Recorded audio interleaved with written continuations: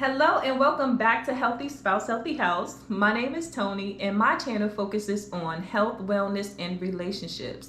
You see, I believe that there are 15 different areas of health that any one person can work on at any point in time in their lives. So each week I ask you to join me as I introduce, define, and discuss each one of those areas of health, and then in the end we make plans and we make goals so that we can become healthier in those areas.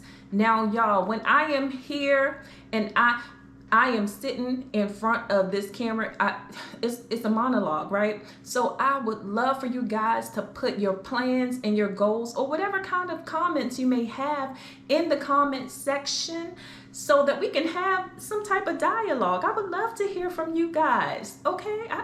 I would love to hear from y'all. So anyway, I digress. Let's go into what this video is supposed to be about. Yeah. So anyway, last week we talked about cultural health, right? So we talked about cultural health last week, and I defined first what culture is, and then we went into cultural health, and then we talked about having pride in your culture, and we talked about what it is and what it feels like to be culturally healthy. What are some of those, signs that you are culturally healthy, what to look for, right? And also we talked about we were just talking about having respect for other people's cultures too, not just having pride, for your own culture, but having respect for other people's cultures too, because we are different, y'all. We are different. We are not only do we have an overall culture that a lot of times includes our race, it also includes our region. It includes where we come from, where we're brought up. Culture just includes so much stuff, not just your race, even though it can include your race, right?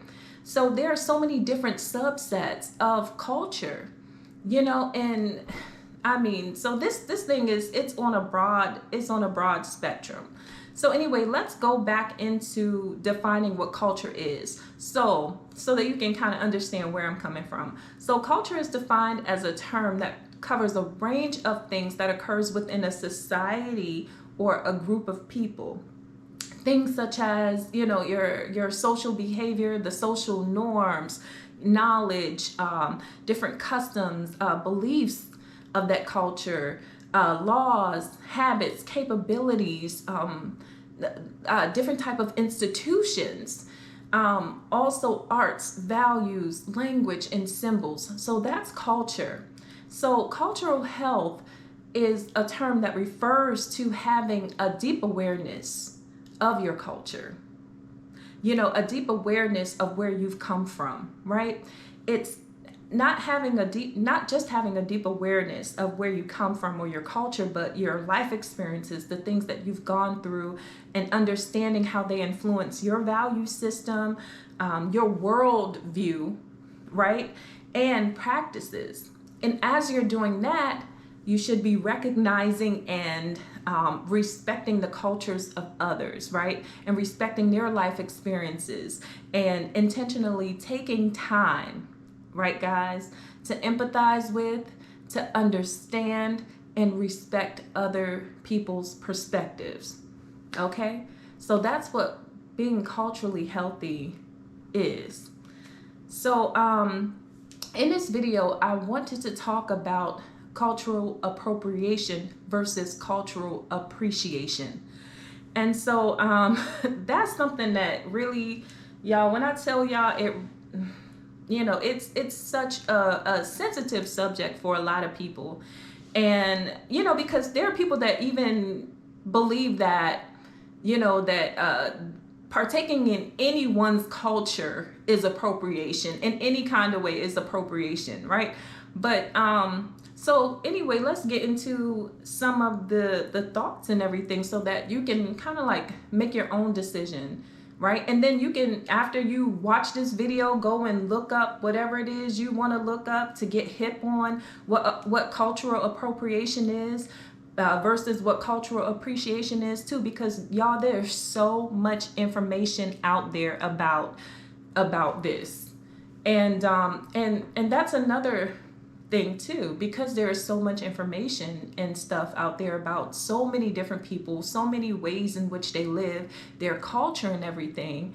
You know, it's not hard for someone to look upon someone's culture and, you know, and see all the good things about it, or see where it can get them, you know, to mimic that. And then there you have it. You know, before the internet, you know, we had things that were, you know, kind of like they were on a hush hush.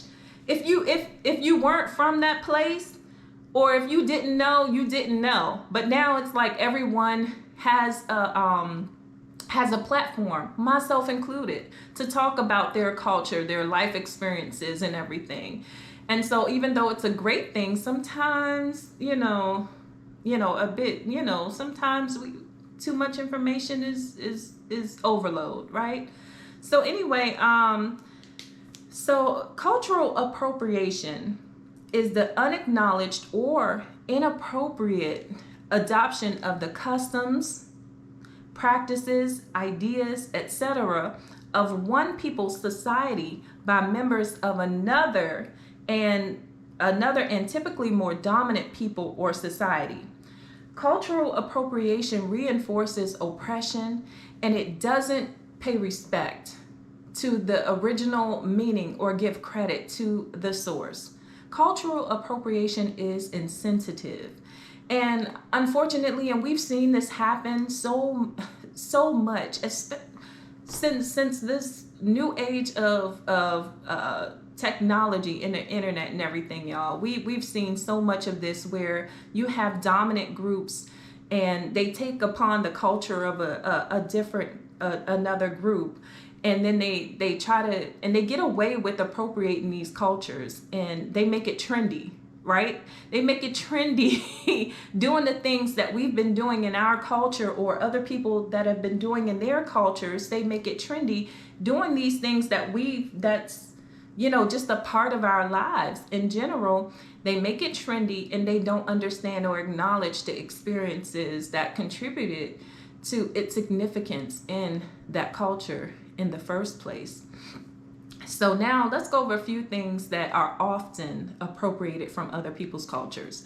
So you have artifacts, you know, and that's a huge thing, especially with different religions and things like that. People have adopted, you know, the idea of having a Buddha, you know, in their houses and things like that. So artifacts and clothing and fashion, even different patterns and prints are parts of different cultures. And when I talk about clothing and fashion, I mean like, you know, bindis, you know, and different types of headdresses, henna, tattoos, and kimonos. And people partake in these things not even knowing the significance of it within that particular culture.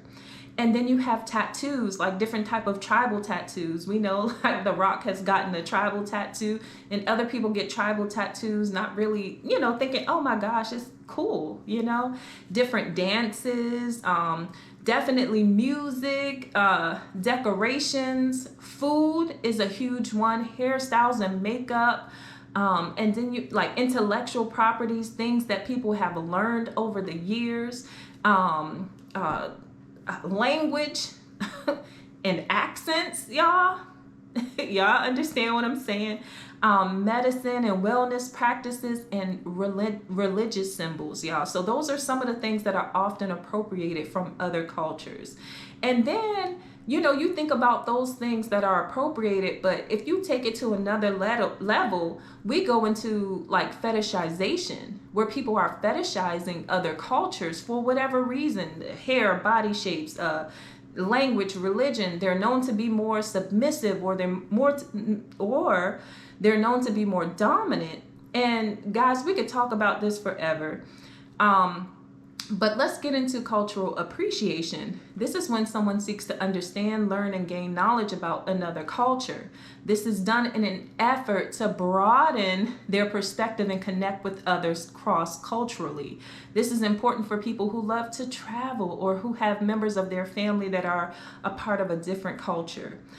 And then now we're going to do a versus, y'all, between cultural appropriation versus cultural appreciation. So so you can get an understanding. So cultural appropriation dehumanizes oppressed groups, while cultural appreciation celebrates cultures in a respectful way. Cultural appropriation takes without permission, while cultural appreciation asks permission, provides credit, and even offers compensation. Cultural appropriation perpetuates stereotypes, while cultural appreciation elevates the voices and experiences of members of a cultural group. Cultural appropriation ignores the meaning and stories behind the cultural elements, while cultural appreciation focuses on learning the stories and meanings behind cultural elements. So guys, I just wanted to talk to you a little bit about cultural health, and in conclusion, culture allows for both the unification of people and the division between the groups. Let's embrace our differences, all the while